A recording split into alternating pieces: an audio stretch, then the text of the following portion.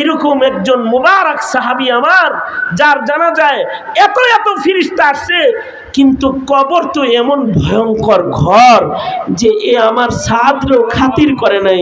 দুই পাশ থেকে যখন চাপ দেওয়া শুরু করছে, তখন আমি মুহাম্মদুর রাসূলুল্লাহ যে ওর কবরের পারে দাঁড়ায় রইছি, এটা কবরকে জানান দেওয়ার জন্য আমি আল্লাহর নামে তাসবিহ শুরু করছি। আমার তাসবিহর আওয়াজ হইলে লজ্জায় কবরের মাটি দূরে চলে গেছে। সাদ ইবনে মুআজের মতো সাহাবী, যার জানাজায় 70,000 রহমতের ফেরেশতা আইছে,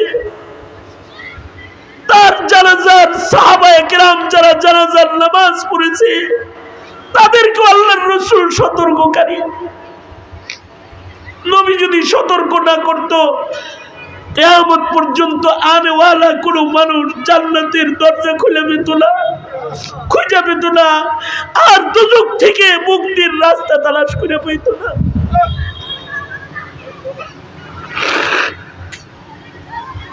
কিয়ামত পর্যন্ত মানুষের জন্য মুহাম্মদুর রাসূলুল্লাহ সাল্লাল্লাহু আলাইহি ওয়াসাল্লাম দাঈ ইলাল্লাহ ওয়া দাঈয়ান ইলাল্লাহ বিইذনি, তিনি নিজেকে কুরবান করে দিয়েও মানুষদেরকে জান্নাতে নেওয়ার জন্য দায়ী। কখনো নিজেকে জীবনের হুমকির ভেতরে পড়েও তিনি মানুষকে আল্লাহর দিকে আহ্বান করেন ওয়ালা।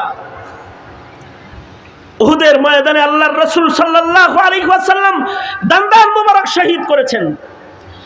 আল্লাহর রাসূল সাল্লাল্লাহু আলাইহি ওয়াসাল্লামের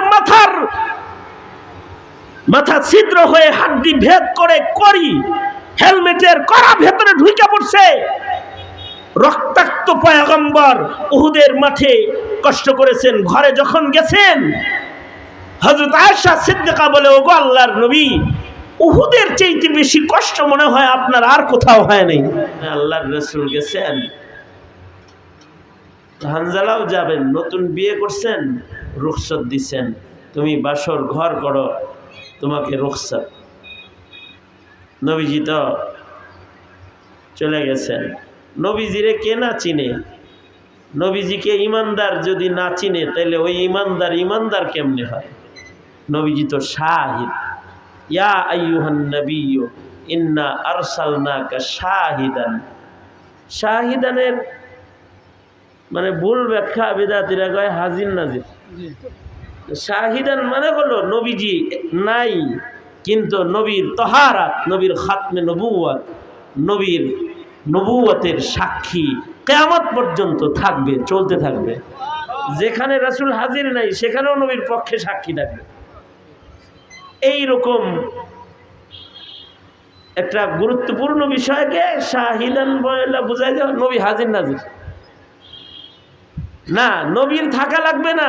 নবীর নবুওয়াতটা, নবী যেখানে হাজির নেই সেখানেও নবীকে আল্লাহ তাআলা সাক্ষী বানাইছে।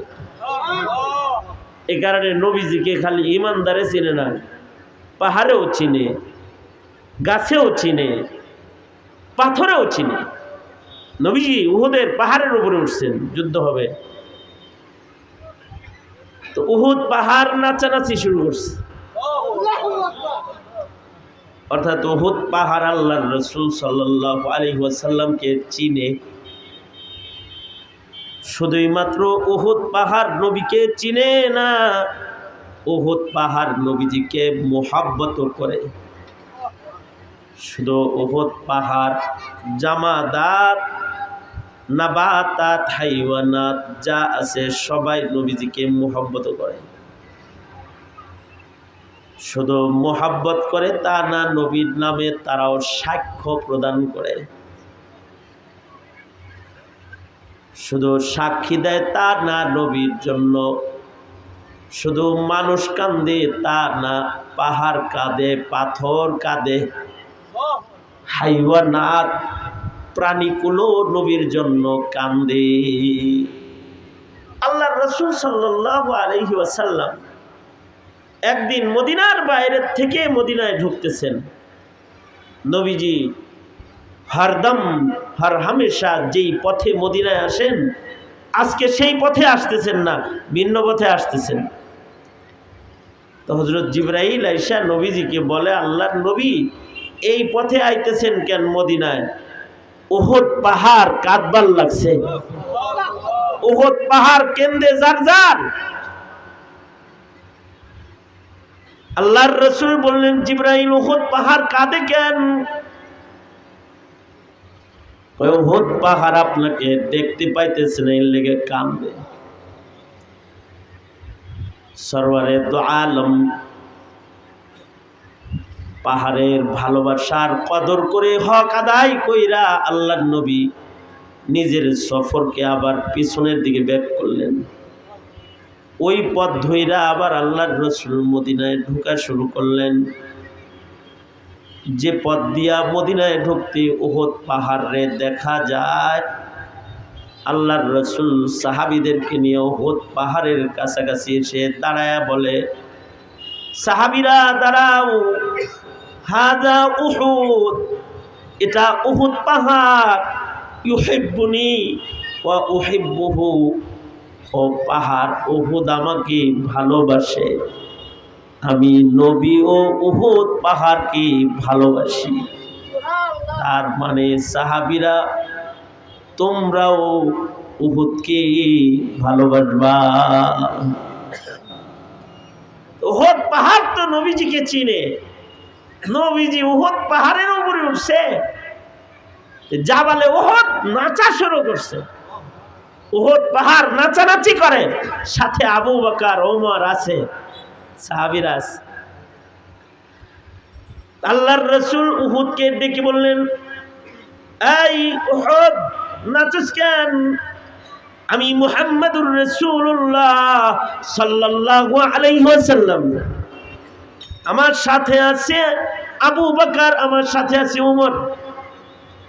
অর্থাৎ উহুদ পাহাড় যে খুশিতে নাচে, ওই কথাটাই রাসূল নিজের মুখ দিয়ে আবার উহুদ পাহাড়ে বলবার লাগছে। এবার উহুদ পাহাড়ের নাচানাচি লাফালাফি বন্ধ হয়ে গেছে। নবীজি তো শাহিদ, সাক্ষী, পাহাড়েও সাক্ষী দেয়, জামাদাতেও সাক্ষী দেয়, নাবাতাতেও সাক্ষী দেয়। গাছ, মিশকাত শরীফের রিওয়ায়াত আছে, আল্লাহর রাসূল সাল্লাল্লাহু আলাইহি ওয়াসাল্লাম এক জায়গায় গেছেন ইস্তিনজা করবেন। নবী আলাইহিস সালাতু ওয়াস সালাম পর্দা হইতেছে না, ইস্তিনজা করতে পর্দা ভাবতে ঢুকতে হইব না। নবী আলাইহিস সালাতু ওয়াস সালাম গাছকে ডাক দিলেন, তালিয়া সাজার, এই গাছ কাছে আয়, এদিকে আয়। তো দুই গাছ এসে শুধু কাছে এলো না, নিজেদের পাতাগুলোকে মেলে দিয়ে আল্লাহর রাসূলের বাথরুম বানায় দিল। আল্লাহর রাসূল সাল্লাল্লাহু আলাইহি ওয়াসাল্লাম ইস্তিনজা সারলেন। সারার পরে আল্লাহর রাসূল আবার ওদেরকে বললেন, যা জায়গায় চলে যা। গাছ আবার জায়গায় চলে গেল। নবীজিকে তো গাছেও চিনে, নবীজিকে শুধুমাত্র জীবিত গাছে নবীকে চিনে তা না, নবীজিকে মরা গাছেও চিনে। নবীজি একটা খুঁটি মৃত গাছের সাথে হেলান দিয়া মসজিদে নববীতে খুতবা দিতেন। বুখারী, আবু দাউদ হাদিসের সিয়াসত তার কিতাবে, সব কিতাবে ঘটনা বর্ণিত আছে যে মরা গাছে হেলান দিয়া আল্লাহর রাসূল খুতবা দিতেন। একদিন মিম্বার নির্মিত হলো, মসজিদের ভেতরে মিম্বার আনা হলো। মরা গাছ নবীজিকে চিনে, নবীজিকে ভালোবাসে। মরা গাছটা চিৎকার করে হাউমাউ করে কান্না শুরু করে দিল। বুখারীতে তো আছে যে 10 মাসের পেটে বাচ্চাওয়ালা উট যেমন করে কান্দে, হাউমাউ করে, ওই রকম কান্না করতেছে, জোরে জোরে কান্না করতেছে। আব্দুল্লাহ ইবনে আব্বাস রাদিয়াল্লাহু আনহু থেকে রিওয়ায়াত আছে, না উটের কান্না না, আরে বাচ্চা যেমন মার জন্য কান্দে ওই রকম কান্না করতে শুনেছি আমি। আব্দুল্লাহ ইবনে আব্বাস বলে নবীর জন্য এইভাবে করে কান্না শুরু করছে। নবীজিকে বাচ্চার মতন আওয়াজ করে মরা গাছে কান্না করে প্রেম প্রকাশ করতেছে। মরা খেজুর গাছ কান্দে। সব সাহাবীরা মসজিদে যারা সকলে এই খেজুর গাছের কান্নার আওয়াজ শুনেছে। মরা একটা গাছ, যেটা একটা খুঁটি, যাতে আল্লাহর রাসূল হেলান দেন, এইটা কান্না শুরু করছে। আল্লাহর রাসূল শেষ বেলায় এটার কান্না থামাইবার লাগা মিম্বার থেকে নাইমা যায় এটারে বুকের ভিতরে জড়ায়া ধরছেন। মা যেমন বাচ্চাকে বুকে জড়ায়া কান্না থামায়, আল্লাহর রাসূল গাছরে বুকে জড়ায়া আদর করে কান্না থামাইতেছে। কিন্তু আশ্চর্য, প্রেমিক একটা গাছ, এই গাছ কান্নার আওয়াজ আরো বাড়ায় দিছে। আল্লাহর রাসূল তাকে, অন্য riwayate আছে, গাছকে বলতেছে, কান্দিস না, তুই জীবিত হবি, তুই মরা গাছ থাকবি না, আমি দোয়া করব, এখন তুই জীবিত হয়ে যাবি। তোর গাছে খেজুর ধরবে, 12 মাস তুই খেজুর দিবি, যারা তোর নিচে আসবে কিয়ামত পর্যন্ত তোর থেকে ওরা খেজুর খাবে। এরপরেও গাছ কান্না থামায় না, গাছ এরপরেও কাঁদতেছে। অথচ সে মরা, তাকে জীবিত হওয়ার অফার করতেছে। কে অফার করতেছেন? মুহাম্মদুর রাসূলুল্লাহ সাল্লাল্লাহু আলাইহি ওয়াসাল্লাম। তিনি যদি কিছু চান তো আল্লাহ তাআলা কেমন করবেন, যে হাবিবকে বলতেছেন, হাবিব আপনি যদি বলেন উহুদ সোনা হয়ে যাও, তাহলে সোনা বানায় দেব। রাসূল বলেন, আমি যদি বলি উহুদ স্বর্ণ হয়ে যাও, তো আল্লাহ বলছে উহুদ পাহাড় স্বর্ণ বানায় দিবেন। সেই নবী বলতেছেন তুমি জীবিত হয়ে যাবে। এরপরেও এ জোরে জোরে কান্দে, আওয়াজ করে করে কান্না করে। নবী প্রেমিক, নবীর আশিক। মরা জিনিস জীবিত হওয়া সম্ভব, কিছু কিছু জিনিস কিছু কিছু হালতে মরা জীবিত হওয়া সম্ভব না, কিন্তু নবীর মুজিজা হলে সম্ভব, পয়গম্বরের মুজিজা হলে সম্ভব। কারণ খেজুর গাছ সম্পর্কে হাদিস শরীফে আছে, খেজুর গাছ হলো মানুষের মতন, খেজুর গাছের স্বভাব হলো মানুষের মতন। খেজুর গাছ এটার মাথা কাটলে পরে আর বাঁচে না। মানুষের মতন কেন? মানুষও মাথা কাটলে, গলা কাটলে মানুষ বাঁচে না। মানুষের যদি হাত কাটে তাতে মানুষ মরে না, হাত কাটা মানুষ আছে না নাই? মানুষের যদি পা কাটা হয় মানুষ মরে না, পাও কাটা মানুষ আছে না নাই? দোনো হাত দোনো পা কাটা গেছে, এরপরেও জীবিত আছে, আছে না নাই? কিন্তু এমন মানুষ কি দুনিয়ার মাটিতে একটা আছে যার গলা কাটা গেছে এরপরেও বাঁচা আছে? খেজুর গাছের হাত কাটলে খেজুর গাছ মরে না। গাছি প্রতি বছর ওর হাত পা কাটালায়, হাত কাটে, ওর পেট কাটলে ও মরে না। কখনো পেট কাটে রস বাইর করে মরে না, আবার কখনো পিঠ কাটে রস বাইর করে রস খায়, তাতেও ও মরে না। কিন্তু যেই খেজুর গাছের মাথা কাটা হয়, গলা কাটা হয়, ওই খেজুর গাছ আর বাঁচে না। আল্লাহর রাসূল মাথা কাটা একটা খেজুর গাছকে বলতেছেন, কান্দিস না, দোয়া করব তুই জীবিত হয়ে যাবি। 12 মাস খেজুর দিবি, তুই জীবিত হয়ে যাবি। ও আরো জোরে কান্না শুরু করছে। এবার আল্লাহর রাসূল সাল্লাল্লাহু আলাইহি ওয়াসাল্লাম বুঝা ফেলাইছেন। আল্লাহর রাসূল পিঠে হাত দিয়া আদর করে বলতেছেন, কান্দিস না, তুই আমার সাথে জান্নাতে থাকবি। বাস, কান্না বন্ধ হয়ে গেছে, কান্না বন্ধ হয়ে গেছে। খেজুর গাছকে মসজিদের ভিতরেই দাফন করা হয়েছে। নবী যেখানে শুয়ে আছেন পাশে খেজুর গাছও শুয়ে আছে। নবী যখন দাঁড়াবেন খেজুর গাছও এই দাফন হালাত থেকে দাঁড়িয়ে যাবে, নবীজির সাথে জান্নাতে যাবে। কিছু কিছু জিনিস নবীর লগে জান্নাতে যাবে। কিসের কারণে? প্রেমের কারণে, প্রেমের কারণে, প্রেমের কারণে। এই গাছটা নবীকে ভালোবাসে, তাই নবীর সাথে জান্নাতে যাবে। আল্লাহর রাসূল সাল্লাল্লাহু আলাইহি ওয়াসাল্লামকে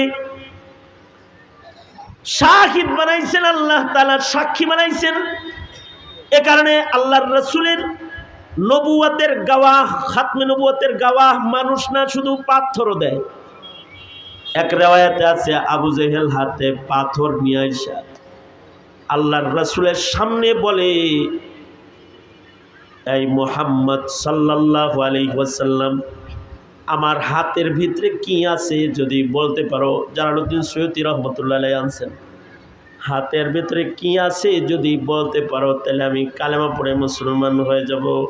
আল্লাহর রাসূল বললেন, আমি বলবো কেন, ভিতরে যে আছে সে যদি আমার ব্যাপারে কিছু বলে তাইলে কি মুসলমান হইবে নাকি? কয় তাইলে তার কথাই নাই।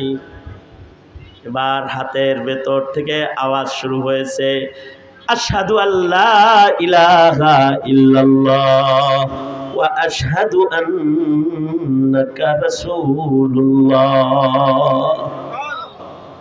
আবু জেহেল কপালে হেদায়েত না থাকলে হয়?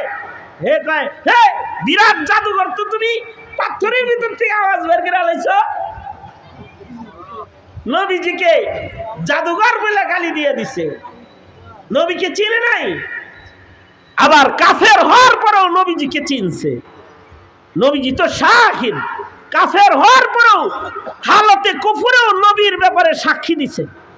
যেমন হযরত আবু সুফিয়ান রাদিয়াল্লাহু আনহু, তখনও তিনি কালেমা পড়ে মুসলমান হন নাই, হেরাকলের দরবারে গেছেন আবু সুফিয়ান। কারণ হেরাকল সে মুসলমানদেরকে জায়গা দিয়েছে, হিজরত করে বাদশাহ হেরাকলের ছত্রছায়ায় মুসলমানরা বসবাস করত। উম্মে হাবিবা খোদ নিজেও গেছে, সে নিজের মেয়ে পর্যন্ত, হযরত আবু সুফিয়ানের মেয়েরাও চলে গেছে এখানে। এখন মুসলমান যেই যায় তারে রাষ্ট্রীয় আশ্রয় প্রদান করে, সে নবীজির বদনাম করার জন্য হেরাকলের দরবারে হাজির হয়ে গেছে। হেরাকলের দরবারে আসছে বদনাম করার নিয়ত করে, তো নবীজির অনেক বদনাম করতেছে। কিন্তু হেরাকল তো রাসূলকে চিনে, নবী আলাইহিস সালাতু ওয়াস সালামকে চিনে।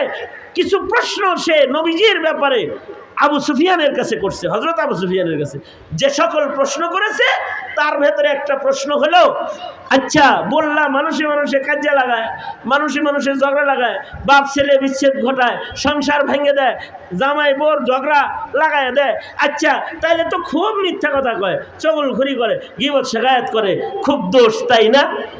আবু সুফিয়ান বলে, খোদার কসম, আবু সুফিয়ান বলে, লাত উজ্জার কসম, আমি শপথ করে বলছি মুহাম্মদ এমন একজন মানুষ, সে মিথ্যা কথা বলে না, কোন সময় মিথ্যা কথা বলে না। ইয়া আইয়ুহান নাবিয়্যু ইন্না আরসালনাকা শাহিদাও ওয়া মুবাশশিরাও ওয়া নাযীরা। আল্লাহর রাসূলের ব্যাপারে কাফের হওয়ার পরেও বলে, না না না, জন্মের পর থেকে আজকে পর্যন্ত তার মুখে মিথ্যা কথা কেউ শুনে নাই। আল্লাহর রাসূলের ব্যাপারে সাক্ষ্য প্রদান করছে, নবীর ব্যাপারে সাক্ষী আবু সুফিয়ান দিবে না কেন? পাহাড়ে দেয়, গাছে দেয়, পাথরে দেয়, হাইওয়ান জানোয়ারে দেয়, শিকায়াতুল জামাল উঠে দেয়, উঠেও এসে শিকায়াত করে, বলে ওগো আল্লাহর নবী, আপনি না রহমাতুল লিল আলামিন, আমার মনিব আমারে খাওন দেয় কম, কাম নেয় বেশি, বিচার করেন না। আল্লামা জাহেদ কাউসারি এই হাদিসকেও সহিহ হাদিস বলেছেন, যে উট এসে আল্লাহর রাসূলের কাছে বিচার সালিশ দিতেছে, উঠে চিনে, পাথর চিনে, গাছে চিনে, পাহাড় চিনে, কাফের চিনে, মুসলমানের ঘরে জন্মায়া নবী ছিল না, মুসলমান দাবি করতে বলেছে কে তোমাকে? নবীকে চিনো না? নেতা চিনো, দল চিনো, রাসূল চিনো না কেন? নবীকে তো তুমি সর্বোচ্চ ভালোবাসবে, তাইলে না তুমি মুমিন। কারণ সর্বোচ্চ ভালোবাসা ব্যতিরেকে কেউ মুমিন হতে পারবে না। এই নামের পরে কেউ জান দিলে জান্নাতে চলে যায়, জান কেউ দিলে তার জাহিরি নাপাকও দূর করার জিম্মাদার আল্লাহ হয়ে যায়। আনোয়ার শাহ কাশ্মীরি হানজালার কথা বলেছেন যে দেখো নবীর প্রেমে জান দিছে, কারণ উহুদে গেছে তো আল্লাহর রাসূল। হানজালার দিল পড়ে রইছে উহুদে, দেহ পড়ে রইছে বিবির লগে। কিন্তু শেষ রাত্রিতে কে যেন ডাকছে, এই শোনো শোনো, মুহাম্মদ নাই রে, মুহাম্মাদুর রাসূলুল্লাহ সাল্লাল্লাহু আলাইহি ওয়াসাল্লাম নাই, কতিলা মুহাম্মদ, নবী শহীদ হয়ে গেছে। খবরটা শোনার সাথে সাথে হযরত হানজালা লাফ দিয়ে দাঁড়ায় গেছে। হানজালা যায় নিজের তরবারিটা লইছে, ঢাল লইছে, সুজা দরজা খুলে যুদ্ধের ময়দানের দিকে দৌড় দিছে। দরজায় দাঁড়ায় নতুন বিবি বাসর ঘর থেকে ডেকে বলে, স্বামী গো, কেবল বিয়ে হলো, এক রাত্রি সাথে রইলেন, চলে যাইতেছেন, যান, শহীদ হইলে জান্নাতে দেখা হবে, আর গাজী হলে ঘরে আবার আসবেন। কিন্তু বিবি হিসেবে একটা আবদার করি, স্বামী রে, আপনি নাপাক, নাপাক বদনে আপনি যায়েন না, কম আজ কম ফরজ গোসলের পানি তৈয়ার আছে, একটু গোসল করে পবিত্র হয়ে তারপরে যান।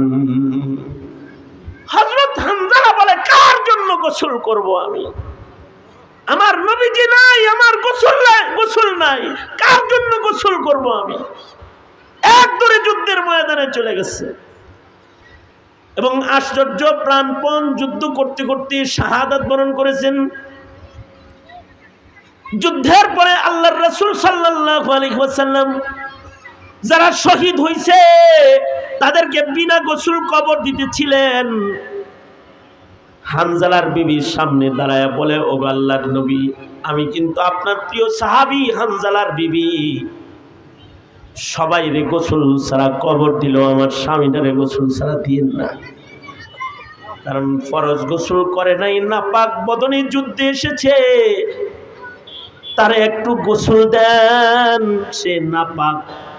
আল্লাহর রাসূল বললেন, সাহাবীরা, হানজালারে বাইর করো, তাকে গোসল দাও, কিন্তু লাশ খুঁজে পাওয়া যাইতেছে না।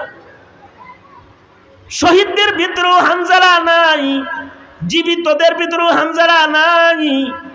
হযরত জিবরাইল বলে, সরকার, খোঁজাখুঁজি জমিনে করে লাভ নাই, আকাশে তাকান। হানজালা আসমানে আছে, ফেরেশতারা রহমতের পানির গোসল তাকে দিতেছে। আল্লাহর রাসূল বললেন, হানজালার লাশ খোঁজার দরকার নেই, তার গোসল হয়ে গেছে গা। পরক্ষণেই দেখা গেল এক পাশে হানজালার লাশ পড়ে রয়েছে। সাহাবী একজন বলে, নবীর কথা চেক করার জন্য তার লাশের কাছে যায় দেখি বড় সাজায়া ফেরেশতারা শোয়া রাখছে তারে, আর চুল দাড়ি বেবে তাজা গোসলের পানিগুলা উহুদের জমিন স্পর্শ করতেছে।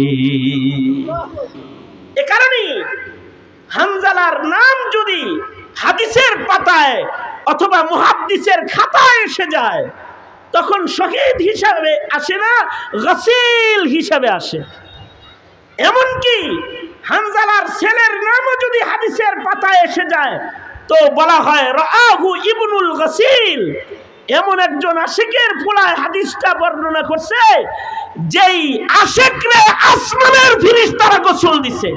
পুঁজি কি? পুঁজি কি? পুঁজি হলো ইশকে নবী, আল্লাহর রাসূলের প্রেম। কারণ আল্লাহর রাসূলের প্রেম ছাড়া মুমিন মুমিন হবে কিভাবে?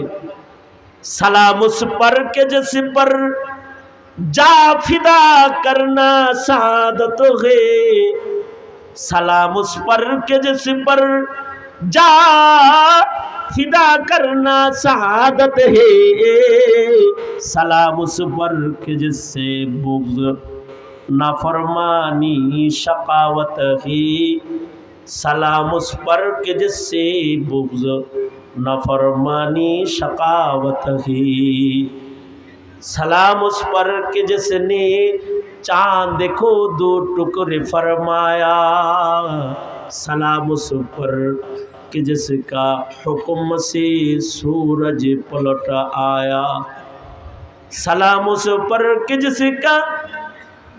जिसका तज़किरा आईने इबादत है, सलाम उस पर कि जिसका तज़किरा आईने इबादत है, सलाम उस पर कि जिसका नम ज़ुबा पर क़ल्ब राहत है, सलाम उस पर कि जिसका नम ज़ुबा पर क़ल्ब राहत है। আল্লাহর রাসূল সাল্লাল্লাহু আলাইহি ওয়াসাল্লামকে তো আল্লাহ আজব এক শান দান করেছেন। শানটা হলো কেউ যদি নবীর বদনাম করতে চায় তখন প্রশংসা গায়া বদনাম শুরু করে, কারণ নবীর নাম আল্লাহ তাআলা দিয়েছেন মুহাম্মদ। মুহাম্মদ মানে প্রশংসিত, যার প্রশংসা সর্বোচ্চ করা হয়, যিনি প্রশংসিত। তো নবীর নাম বদনামও যদি কেউ করবার চায় তো নবীর প্রশংসা বইলা বদনাম শুরু করতে হয়। নবীর নাম নেওয়ার আগে ঠোঁটে ঠোঁটে চুমা খাইতে হয়। মুহাম্মদ ঠোঁট জোড়া না লাগায় কেউ বলতে পারে না, অর্থাৎ চুম্বন আদরের অংশ নামের সাথে আল্লাহ তাআলা রেখে দিয়েছেন। এ কারণেই নবীর নামের যে কোনো আয়োজন, শানের সাহারাত অথবা খাতমে নবুয়ত, এর সাথে একটি দরদ, একটা প্রেম, একটা ভালোবাসা, এটার অপর নাম ঈমান। এই ঈমান আমরা আমাদের সন্তানদের শিখাই নাই বিধায় আমাদের সন্তানরা নবীর প্রেম প্রকাশ করতে পারে না। যারা নবীকে চিনেছে তারা নবীর প্রেমও প্রকাশ করে ফেলেছে। এখনো যারা চিনে তারা নবীর নামে একবার না বারবার মরতে রাজি, বারবার মরতে রাজি নবীর নামে। তারা যারা নবীকে চিনে, নবীজি তো বাশীর, নবীজি তো নাজির। নবীজি যদি জান্নাত না দেখাইতো কিয়ামত পর্যন্ত মানুষ জান্নাতও দেখতো না। নবীজি যদি ভয় না দেখাইতো কিয়ামত পর্যন্ত মানুষ দোজখের আগুন থেকে বাঁচতেও পারতো না। আল্লাহর রাসূল সাল্লাল্লাহু আলাইহি ওয়াসাল্লাম উটের পিঠে করে যাচ্ছেন, আর নবীজির পিছনে বসে আছেন হযরত মুআয ইবনে জাবাল। আল্লাহর রাসূল সাল্লাল্লাহু আলাইহি ওয়াসাল্লাম মুআযকে ডাক দিলেন, ইয়া মুআয লাব্বাইক ওয়া সাদাইক ইয়া রাসূলুল্লাহ। আল্লাহর রাসূল কোনো কথা বলে না, একটু পরে আবার বলে, ইয়া মুআয, মুআয রে।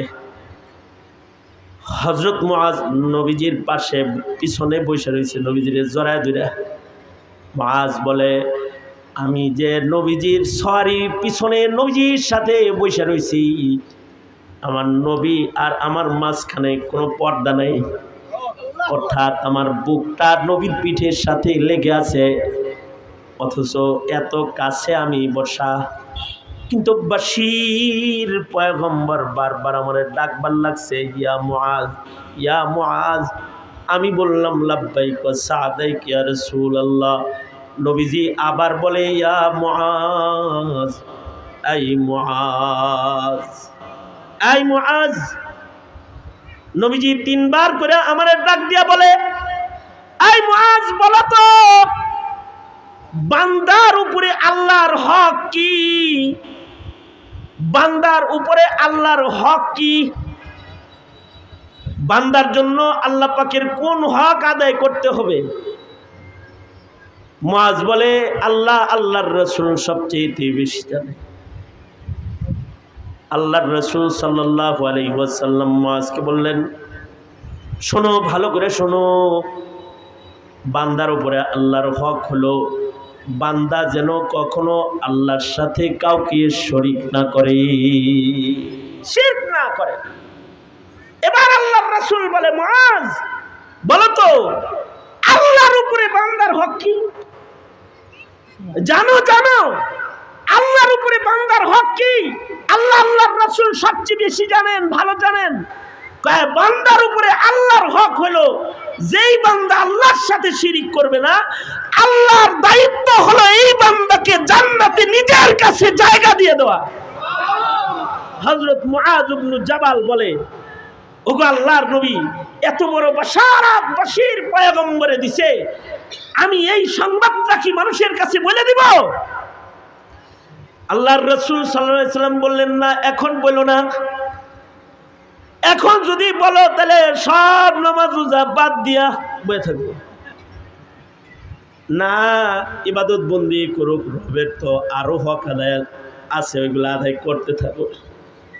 আল্লাহর রাসূল সাল্লাল্লাহু আলাইহি ওয়াসাল্লাম বাশীর, আল্লাহর রাসূল সাল্লাল্লাহু আলাইহি ওয়াসাল্লাম গুনাহগারের জন্য সুসংবাদদাতা, আবার আল্লাহর রাসূল সাল্লাল্লাহু আলাইহি ওয়াসাল্লাম নেককারদের জন্য নাযীর।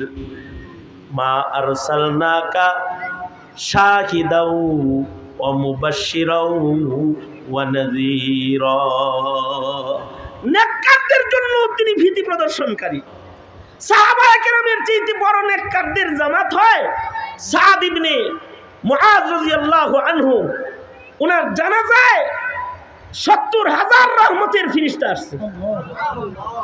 সুবহানাল্লাহ, আগামী কালকে বললেন, কারণ আমাদের সব জানাজায় তো ফেরেশতার ভিড় পড়ে, তাই না? টুপিওয়ালা পাওয়া যায় না জানাজায়, বহু জানাজা আছে। টুপিওয়ালা ছাড়া জানাজা, মুসলমানের ঘরে জন্মাইছে তার জানাজায় একটা টুপিওয়ালা নাই। আর হযরত সাদ ইবনে মুআজের জানাজা হলো যে ওনার জানাজায় ৭০,০০০ রহমতের ফেরেশতা হাজির হয়েছে। আর জানাজার ইমামতি করেছেন সাইয়্যিদুল মুরসালিন মুহাম্মদুর রাসূলুল্লাহ সাল্লাল্লাহু আলাইহি ওয়াসাল্লাম নিজে। আরো আশ্চর্য খবর হলো আল্লাহর রাসূল নিজের হাতে কবরে নামায়া দিয়েছেন লাশ। এত এত নসিব যার, যার জানাজার নামাজে ৭০,০০০ ফেরেশতা হাজির।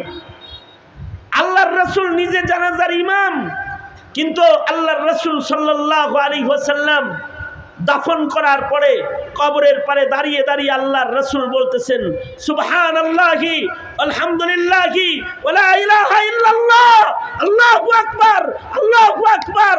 আল্লাহর রাসূল তাসবিহ পড়তেছিলেন। জিয়ারতের পরে সাহাবায়ে কেরাম বললেন দাফনের পরে, ওগো আল্লাহর নবী এরকম তাসবিহ পড়লেন কেন? কারোর কবরের উপরে দাঁড়ায় তো এরকম তাসবিহ পড়তে দেখি না আপনাকে, আজকে কেন তাসবিহ বললেন? এরকম একজন মুবারক সাহাবী আমার, যার জানাজায় এত এত ফেরেশতা আসছে, কিন্তু কবর তো এমন ভয়ঙ্কর ঘর যে এ আমার সাদরও খাতির করে নাই। দুই পাশ থেকে যখন চাপ দেওয়া শুরু করছে, তখন আমি মুহাম্মদুর রাসূলুল্লাহ যে ওর কবরের পারে দাঁড়ায় রইছি, এটা কবরকে জানান দেওয়ার জন্য আমি আল্লাহর নামে তাসবিহ শুরু করছি। আমার তাসবিহর আওয়াজ হইলে লজ্জায় কবরের মাটি দূরে চলে গেছে। সাদ ইবনে মুআজের মতো সাহাবী, যার জানাজায় ৭০,০০০ রহমতের ফেরেশতা আইছে, তার জানাজার সাহাবায়ে কেরাম যারা জানাজার নামাজ পড়েছে তাদেরকে আল্লাহর রাসূল সতর্ককারী। নবী যদি সতর্ক না করত, কিয়ামত পর্যন্ত আনেওয়ালা কোনো মানুষ জান্নাতের দরজা খুলে পেত না, খুঁজে পেত না, আর দুজক থেকে মুক্তির রাস্তা তালাশ করে পেত না।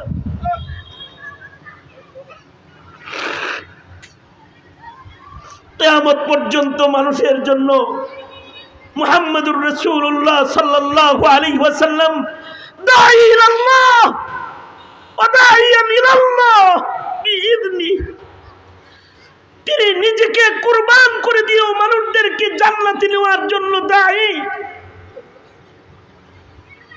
কখনো নিজেকে জীবনের হুমকির ভেতরে পড়েও তিনি মানুষকে আল্লাহর দিকে আহ্বান করেন ওয়ালা। উহুদের ময়দানে আল্লাহর রাসূল সাল্লাল্লাহু আলাইহি ওয়াসাল্লাম দান্দান মোবারক শহীদ করেছেন। আল্লাহর রাসূল সাল্লাল্লাহু আলাইহি ওয়াসাল্লামের মাথা ছিদ্র হয়ে হাড্ডি ভেদ করে করি হেলমেটের কড়া ভেতরে ঢুকে পড়ছে। রক্তাক্ত পয়গম্বর উহুদের মাঠে কষ্ট করেছেন। ঘরে যখন গেছেন, হযরত আয়েশা সিদ্দিকা বলে, ওগো আল্লাহর নবী, উহুদের চাইতে বেশি কষ্ট মনে হয় আপনার আর কোথাও হয় নাই। তখনও হযরত আলহামদুলিল্লাহ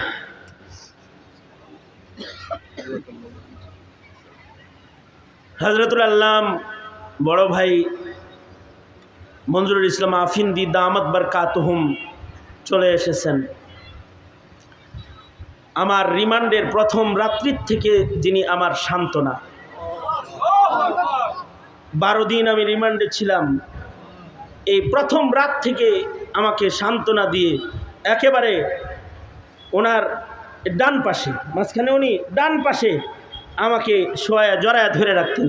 আমি অসুস্থ, আমাকে সান্ত্বনা দিতেন, বলতেন আইয়ুবি আল্লাহ মর্যাদা বাড়াইব। আমার মনে আছে উনি একদিন ওই দিন আমাকে এই পল্টন থানায় বলতেছিলেন, আইয়ুবি তুমি অসুস্থ শরীরে যে কষ্ট করতেছ, জেল থেকে বাইর হইয়া তোমার আল্লাহ তাআলা তোমাকে এর বদলা যেটা দিবে ওইটা দেখা আমাদের কথা স্মরণ রাখবা তো।